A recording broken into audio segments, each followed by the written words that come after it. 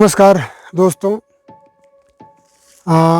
आज गोवर्धन पूजा है। कल हमने दीपावली मनाई है और उम्मीद है सबकी दीपावली खुशियों की दीपावली रही होगी।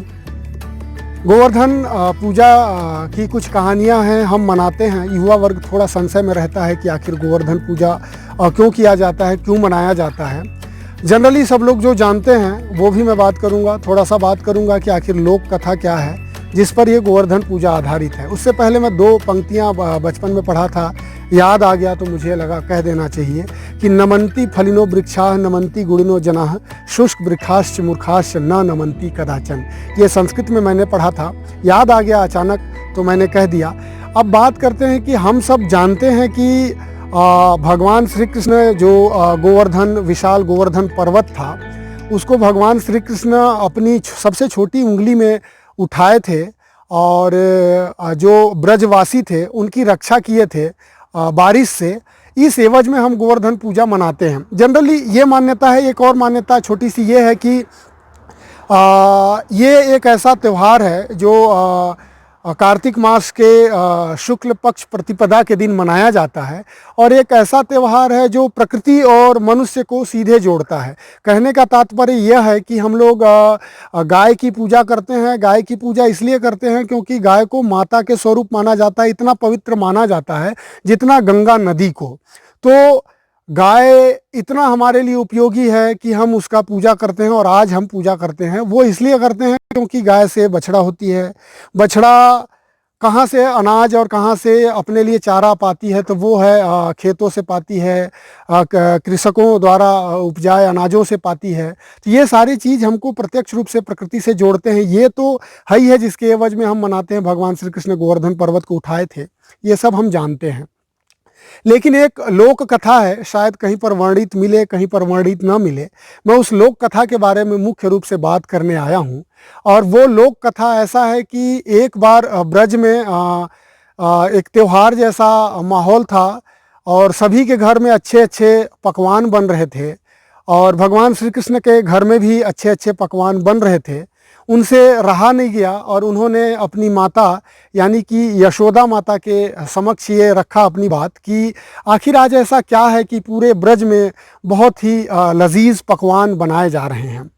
इस सवाल का जवाब देते हुए माता यशोदा ने कहा कि आज भगवान इंद्र की पूजा है और उनकी पूजा के लिए ही पूरे ब्रज में अच्छे अच्छे पकवान बनाए जा रहे हैं।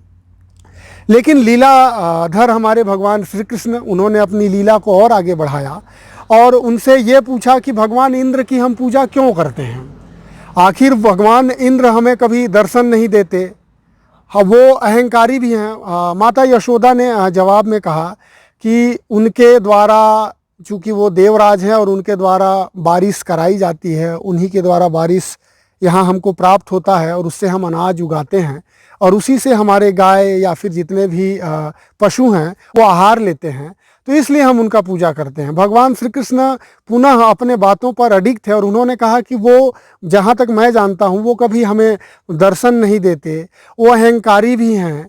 और अगर रही बात अनाज की, तो अनाज तो हम गोवर्धन पर्वत की सहायता से उगाते हैं। ऐसी स्थिति में हमें पूजा तो गोवर्धन पर्वत की करनी चाहिए। तो माता यशोदा को लगा कि बात में कुछ दम है। उन्होंने ऐसा स्वीकारते हुए कहा कि बात को तो ठीक कह रहे हो, परंतु भगवान श्री कृष्ण ने और विस्तार से समझाते हुए कहा कि गोवर्धन पर्वत का क्या योगदान है। निश्चित रूप से गोवर्धन पर्वत का योगदान ऐसा है कि हमें वहाँ से भोजन मिलता है। भोजन ऐसे मिलता है कि हमारे जो गाय हैं, हमारे जो अन्य पशु हैं, वो वहाँ पर चारा लेते हैं और वहाँ से हमको मिलता है। कुछ इस तरह का बात हुआ, मामला आगे बढ़ा। भगवान श्री कृष्ण पूरे ब्रज में इस बात को फैला दिए और ब्रजवासी उनके बात को स्वीकार कर लिए कि सही है, हमारे जीवन में गोवर्धन पर्वत का अमूल्य योगदान है, तो कहीं ना कहीं इसकी पूजा की जानी चाहिए। जिस दिन पूजा होनी थी भगवान इंद्र की, उस दिन पूजा हो गई गोवर्धन पर्वत की। इस क्रम में भगवान इंद्र नाराज हो गए और वो नाराजगी को किसी को दिखाया नहीं, बल्कि उन्होंने ब्रज में मूसलाधार बारिश कर दिया।